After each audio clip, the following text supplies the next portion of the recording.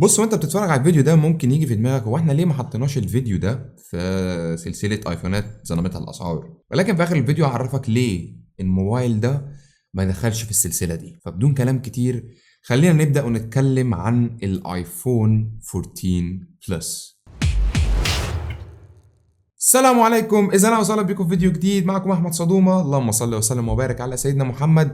يا غالي ما تنساش تعمل سبسكرايب جميل وتفعل الجرس وتعمل لايك للفيديو لو عجبك، وتتابعنا على حساباتي على السوشيال ميديا انستجرام وتويتر، تلاقي اللينكات موجوده في الديسكربشن. ولو حبيت تشتري حاجه من على نون مصر، الامارات، السعوديه، هسيب لك اكواد خصم هتظهر لك تقدر تستمتع بيها. الايفون 14 بلس هو فكره جديده لطيفه جدا، ولكن من وجهه نظري المتواضعه التي لا قيمه لها على الاطلاق هو كونسبت تم تنفيذه بشكل خاطئ، او بمعنى اصح تم تسعيره بشكل خاطئ.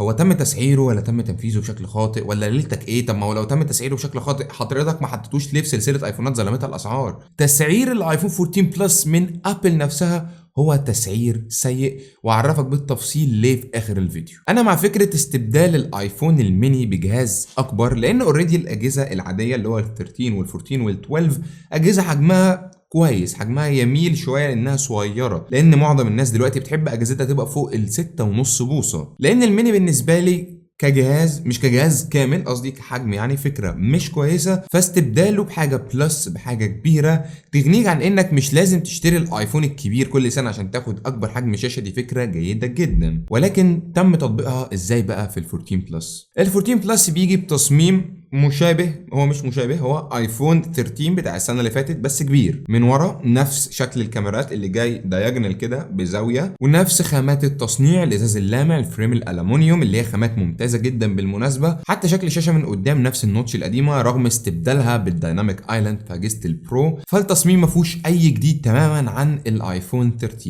غير انه طبعا بقى اكبر، بقى بنفس حجم الماكس اللي بيجي بشاشه 6.7 بوصه. واللي بالمناسبه الشاشه هنا كالوان ممتازه جدا، هي شاشه سوبر ريتنا اكس دي ار اوليد، وكثافه البكسلات بتاعتها ممتازه، 458 بكسل لكل انش، ومستوى السطوع بتاعها من 800 ل 1200 نتس. ولكنها يعني تامل فيها 3 دقايق كده، جهاز نازل في اواخر 2022 وشاشه 60 هرتز. مش هنتكلم عن النوتش لان خلاص مستخدمي ابل اقتنعوا واحتضنوا فكره النوتش جدا. حتى الدايناميك ايلاند من وجهه نظري ما استبدلتش النوتش، هي لسه حاجه شكلها قبيح ولسه حاجه بتاخد من المحتوى جزء كبير جدا، ولكن خلاص احنا اتعودنا عليها. ولكن شاشه 60 هرتز في جهاز متسعر رسميا ب $900، ده شيء غير مقبول تماما بالنسبه لي. لما رضينا فكره ال 60 هرتز السنه اللي فاتت او في الاجهزه العاديه من السنه اللي فاتت كان قشطه، لان ال 13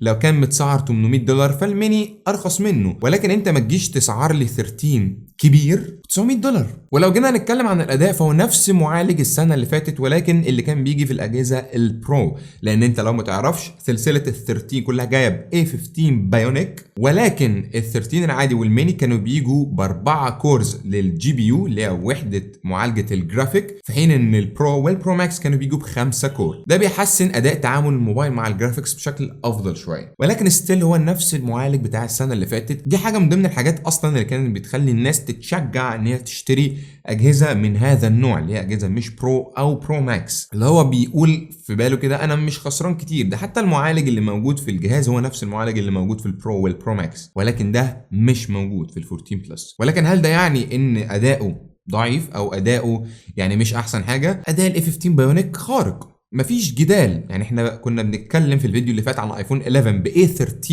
بايونيك وكان خارق، وبنقول ان هو معالج ما بيقفش قدامه اي حاجه. فالاي 15 هيبقى احسن منه كمان. فالاداء نقدر نديله 10 من 10 مفيش مشكله، ولكن برضه فكره ان هو مش نفس معالج الاجهزه او سلسله البرو، ده شيء بيخلي اللي بيشتريه كده طب ليه؟ انا عارف ان انت دلوقتي بتقوله طب انت الجهاز مش في ايدك اصلا ولا جربته ولا حاجه. هو جهاز زي ده انا مش محتاج اجربه، لان انا عارف انا هاخد منه ايه بالظبط، لان انا شلت سلسله ال 13 كلها وشلت الايفون 13 العادي فتره طويله، فانا عارف هو كان بيديني ايه. فحرفيا ال 14 بلس مش هيديني اكتر منه بكتير. حتى لو جينا نتكلم عن حاجه فيها تحسينات طفيفه زي الكاميرات، الكاميرا الاساسيه 12 ميجا بكسل، فتحه عدسه الاف 1.5 اللي فيها تقنيه تثبيت السنسور شيفت، وكاميرا الالترا وايد حتى ما حطلكش توصلكش الكاميرا بتاعت ال 13 برو او الماكس اللي كانوا موجودين السنه اللي فاتت، لا هي نفس الكاميرا اللي موجوده في ال 13 العادي، اللي هي بتقدم اداء يعني جيد ولكن لا يرقى ابدا لمستوى الكاميرا الالترا وايد اللي موجود في ال 13 برو والماكس. التصوير هيبقى لطيف، وهحط لك برضو عينات قدامك تشوفها، اكيد مش انا اللي واخدها ولكن ستيل برضو هي عينات بكواليتي كامله. والشكر طبعا جي سي ام ارينا، يعني موقع عالمي، وشكرا ليهم ان هم بيسمحوا لنا نستخدم الماتيريالز دي، ولكن ما علينا. بس الفكره كلها برضو ان الابديتس اللي خدت 4K سينماتيك، اللي هو انا اصلا يعني واحد ما بيستخدمش السينماتيك ده غير لما بيجي يجرب الموبايل مش اكتر. اي نعم هيبقى افضل من السينماتيك بتاع السنه اللي فاتت ولكنها مش فيتشر اساسيه في الكاميرا. برضو الكاميرا انا مش شايف ان هي فيها ابديتس تخليني اروح اشتري الجهاز. الكاميرا الاماميه فيها تحسينات جيده جدا، الكاميرا 12 ميجا بكسل فتحت عدسه اوسع اف 1.9، والكاميرتين بيصوروا 4K لغايه 60 فريم في الثانيه، والفيديو ممتاز وكل حاجه. لو جينا بقى لحاجه بتميز فعلا ال 14 بلس، هتكون البطاريه اللي بتيجي بحوالي 4300 ملي امبير، ولكن ابل كانت بتسوق لها ان هي افضل بطاريه اتوجدت في اي ايفون في تاريخ الشركه كلها. وبالفعل كل تجارب الناس مع بطاريه ال 14 بلس بيشكروا فيها جدا، وبيقولوا ان هي بتقعد حوالي يومين بحالهم. ولكن برضو لو جينا نتكلم على حاجه زي البطاريه، هي اوريدي ممتازه في جهاز زي ال 13 برو ماكس.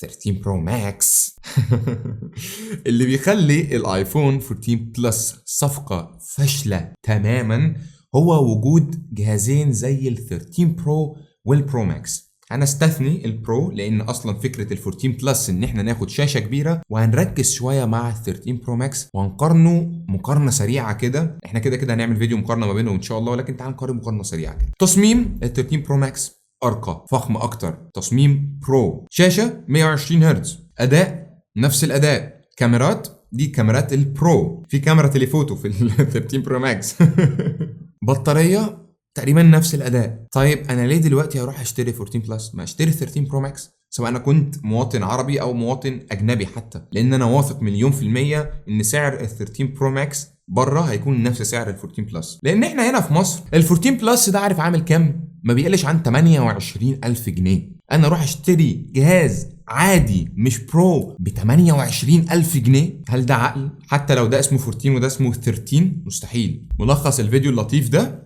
اوعى تروح تشتري ايفون 14 بلس معاك المبلغ ده، وش 13 برو ماكس. دي وجهة نظري ومفيش كلام اقدر اقوله بعد كده. عارف الحاجة الوحيدة اللي بتعيب الايفون 13 برو ماكس ان هو وزنه اتقل من ال 14 بلس بجد والله. ال 13 برو ماكس جهاز كصفقة اقوى واحسن واقيم بكتير جدا من كل جنيه ممكن تدفعه في ال 14 بلس. وبس كده اعمل حاجه. شفت فيديو لطيف وخفيف ومش محتاج ان الجهاز يكون في ايدي اصلا. ازاي الجهاز اللي محتاج ان هو يكون في ايدي فعلا رغم برضه عدم اقتناعي بيه بنسبه 100% هو ال 14 برو او البرو ماكس. انا عارف ان انا اتاخرت في الفيديو ده، ولكن انت عارف وانا عارف ان احنا لو ما عملناش حتى الفيديو وقت اطلاق الجهاز، ولكن لما بنعمل الفيديو ليه بيبقى مختلف عن اي حاجه موجوده في الكوكب، زي فيديو الايفون 13 والايفون 13 برو كده. وبالمناسبه لو حابب تعرف اكتر عن ال 13 برو ماكس كنا عملنا عنه فيديو، سيبه لك هنا في الاي اللي فوق، بيغطي كل الجوانب بتاعته.